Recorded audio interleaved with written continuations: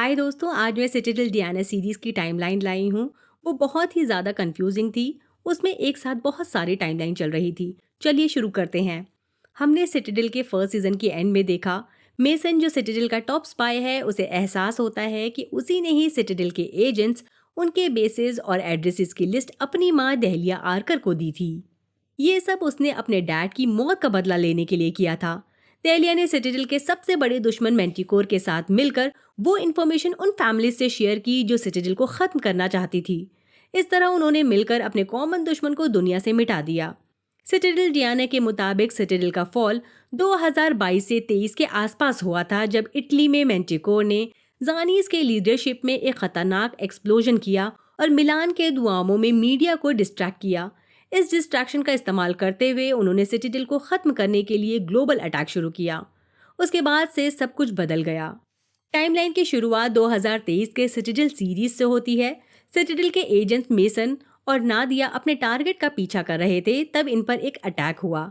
माना जाता है ये अटैक एतोरे जानी ने प्लान किया हो, जो मैंटिकोर इटली का हेड है और हमेशा सिटाडेल के टॉप एजेंट्स पर नजर रखता था।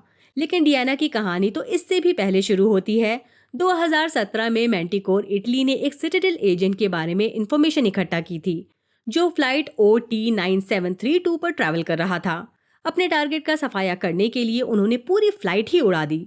बदकिस्मती से डियाना के पेरेंट्स उस फ्लाइट में सफर कर रहे थे, जो उस हादसे का शिकार बन गए।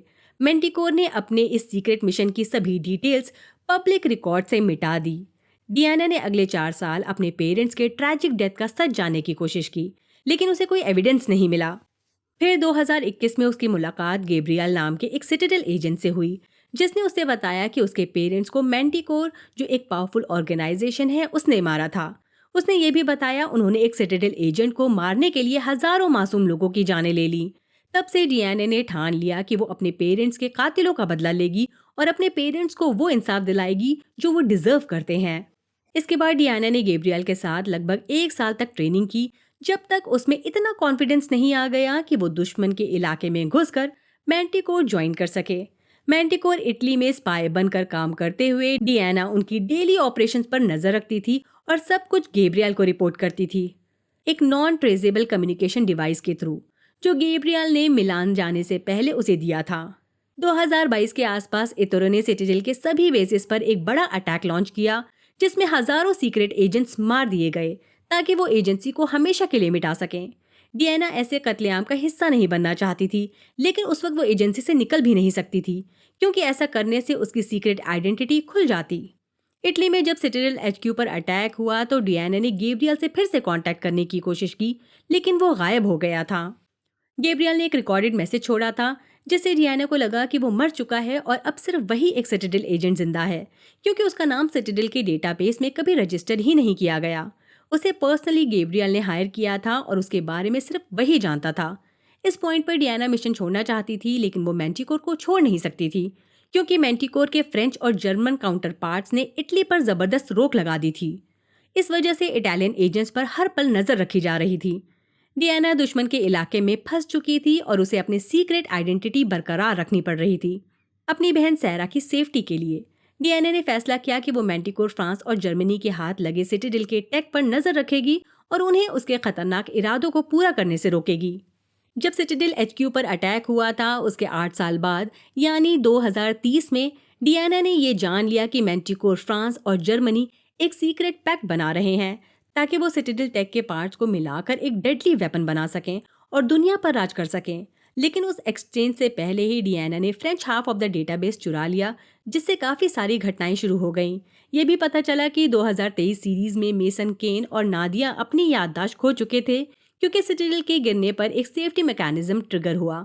इसके अलावा सिटाडेल डियाना के पहले एपिसोड में दहलिया की मौत का जिक्र है, जो ये बताता है कि ये इवेंट 2023 सीरीज के बाद हो रहे हैं। सिटाडेल 2023 सीरीज के आखिर में मैंटिकोर की फैमिलीज ने दहलिया को मारने के लिए फोर्सेस भेजे, पर वो मिशन में फेल हो गए। दहलिया उससे पहले ही अपने मिशन से भाग गई, जबकि सबको लग रहा है वो मर चुकी है। आगे के एपिसोड्स में शायद हमें ये पता चले कि दहलिया के साथ क्या हुआ। सिटाडेल हनी बनी रिलीज हो गई है। ये सीरीज 2030 के आसपास सेट है। इसमें मैंटिकोर इंडिया का फोकस होगा, जो सर्वाइविंग सिटाडेल एजेंट्स को पकड़ने और उन्हें खत्म करने की कोशिश करेगा। रूसो ब्रदर्स के पिछले कामों को देखते हुए मुझे लगता है कि उनका एंड गेम ये है कि वो सब सिटाडेल एजेंट्स को इकट्ठा करके एक कोऑर्डिनेटेड अटैक लॉन्च करना चाहते हैं। इस अटैक का एम होगा दुनिया के सब मैंटिकोर ब्रांचेस को खत्म करना और उन फैमिलीज को उनके खिलाफ खड़ा करना। ये आइडिया काफी एक्साइटिंग है क्योंकि इतना बड़ा शोडाउन देखने को मिलेगा। अगर वो इस प्लान को सही से एग्जीक्यूट करते हैं तो ये स्पाई शो में एक नया ट्विस्ट हो सकता है। उधर गैब्रियल का सीजन 1 की एंड में वापस आना ये दिखाता है कि मैंटिकोर सभी सिटाडेल एजेंट्स को खत्म करने में कामयाब नहीं हो पाया जैसे उन्होंने सोचा था। बहुत से एजेंट्स अंडरग्राउंड चले गए और उन्होंने इस ऑर्गेनाइज्ड अटैक से बचने का रास्ता ढूंढ लिया। अब वो धीरे धीरे शेडोज से बाहर आ रहे हैं अपने मारे गए एजेंट्स का बदला लेने के लिए। गैब्रियल अब डियाना के साथ मिलकर इदोजनी और उसके थ्रू बनाए गए बायोवेपन को डिस्ट्रॉय करने का प्लान बनाएगा। ये देखना काफी इंटरेस्टिंग होगा कि डियाना सिटाडेल के प्रति अपने फर्ज को या फिर अपने प्यार इदो में से किसे चुनेगी। डियाना की ये इंटरनल कॉन्फ्लिक्ट कहानी को और भी गहरा बनाएगी और व्यूअर्स को ये सोचने पर मजबूर करेगी कि क्या वो अपने मिशन के लिए सेक्रीफाइस करने के लिए तैयार है या फिर अपने दिल की सुनेगी। इस तरह के मॉरल डिलेमास को दिखाना सीरीज को और एंगेजिंग बनाएगा। डियाना के डिलेमा के साथ ये वीडियो यहीं ख़त्म करते हैं। अब मिलेंगे नेक्स्ट वीडियो में।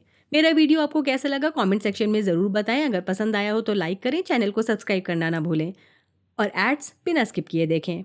बाय, अपना ख्याल रखिए।